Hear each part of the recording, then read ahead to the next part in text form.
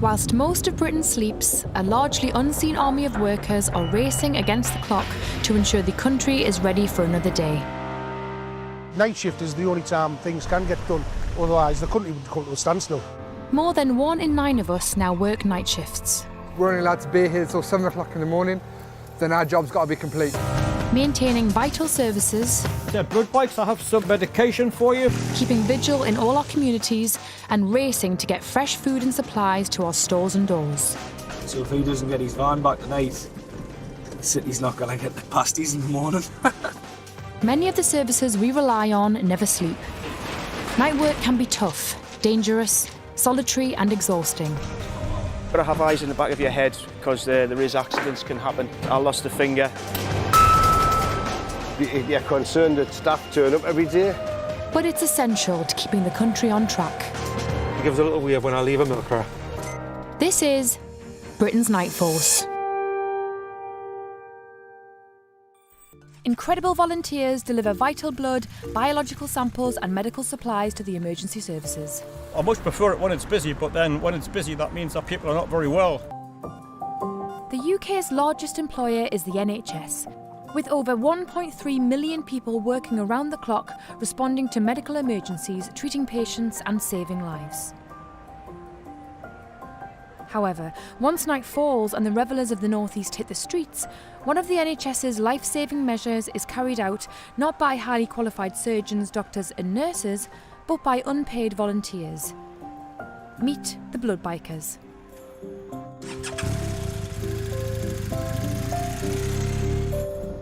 Alistair is one of over 3,000 national blood bike volunteers and one of 5 on night shift in the North East tonight. Well, my partner was brought into the Freeman Hospital and she had liver failure, and it was blood bikes that delivered the blood to her to try and keep her alive. And that's why I do that now. Every year, this army of volunteers work across the UK, responding to over 70,000 calls from hospitals needing urgent medical supplies. I much prefer it when it's busy, but then when it's busy that means that people are not very well.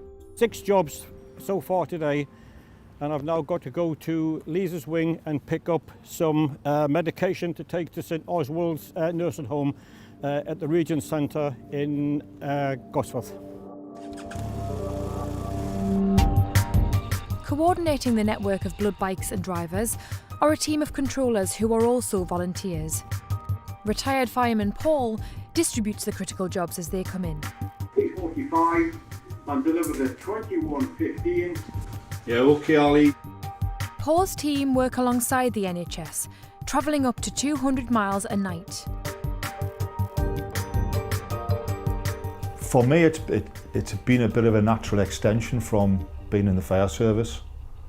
That for me was the attraction for me, and as well as just helping, basically just helping the community and providing that free service that we do. Try to take this, guys. Northumbria Blood Bikes, Paul speaking, how can I help?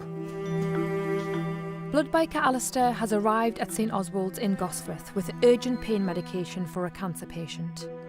We have a problem now if no one answers the intercom. We have to try and find another way in. There's another patient entrance if I can find that. I'll have to go around the other side of the hospital and find that. Making drops in the middle of the night is often difficult with less staff on duty to answer the call. But Alistair won't leave until the much needed medicine has been delivered. I have a contact number for someone at St Oswald's. I've rang the bell and I can't get anyone to come to the door. Over. Finally, his perseverance pays off. Oh yeah, hi, hello there, it's Blood Bikes. I have some medication for you from the RVI. Oh, okay, I'll see if I can open the door from here.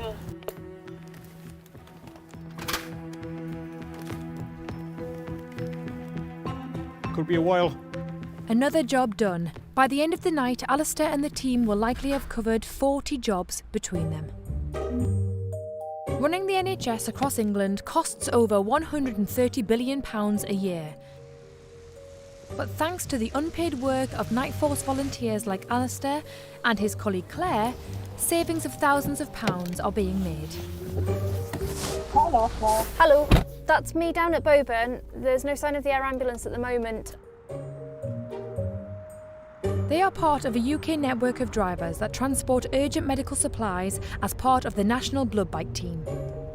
I really enjoy it. It's a different way to help people. You know that everything that you're doing is helping save lives. On tonight's shift, Claire is delivering life-saving plasma and blood to the Great North Air Ambulance. First, she must travel just over 30 miles to meet colleagues from the Cumbrian Blood Bike team to hand over supplies. I am about to pull into Hexham General Hospital where I will meet the Cumbrian Blood Bikes.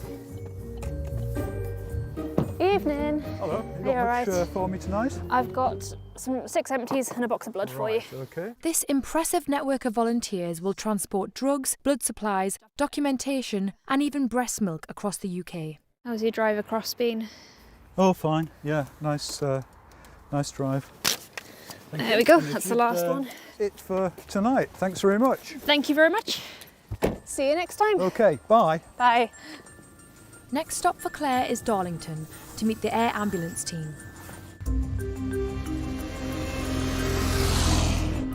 Colleague Alistair is also onto his next job. So I've stopped here at Sunderland Royal to pick up some samples from the path lab to take to get the QE at Gateshead to their path lab.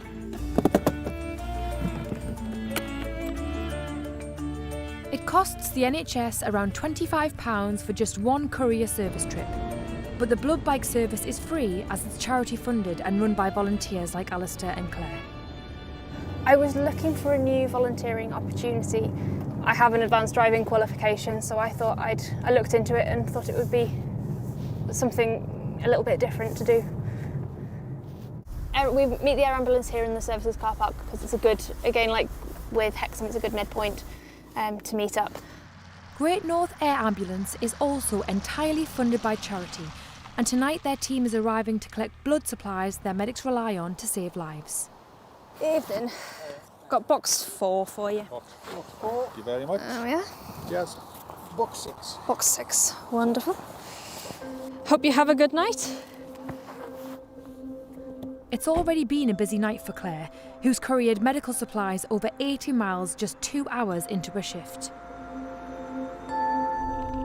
Alistair has battled through the bad weather to complete his last drop of the night.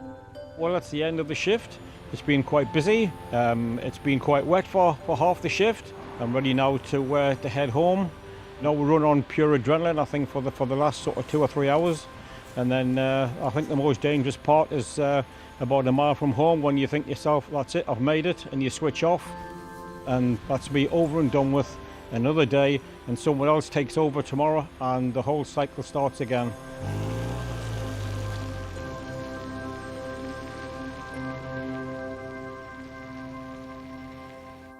As morning breaks, the night force head home, knowing they've kept the wheels of industry turning, markets trading, lights on, and the emergency services topped up with life-saving supplies across the northeast of England.